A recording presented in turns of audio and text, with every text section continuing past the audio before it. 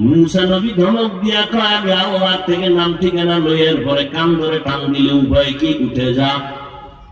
ওই বান্দা গোপনে একটা চাদর মাথার উপরে দিয়া দিল থেকে আমার মাওলারে ডাক দিয়েছে, হে মালিক, 40টা বছর আমি জিনার অপরাধ করি, তুমি ছাড়া আর কেউ জানে না। ও আল্লাহ, এতদিন পর্যন্ত তুমি রহমতের চাদর দিয়া ঢেকে রাখছো, মাফ করে দাও, আর করব না। এমন ভাবে আল্লাহকে ডাক দিছেন, আকাশটা মেঘাচ্ছন্ন, বৃষ্টি শুরু হয়ে গেল। মুসা নবী বলেন, আল্লাহ তুমি বললা জিনাগারের উঠার জন্য উঠলো না, বৃষ্টি দিলা কেন? আল্লাহ বলেন, আমি যার কারণে বৃষ্টি দিব না বলেছি তার কারণেই বৃষ্টি দিয়েছি।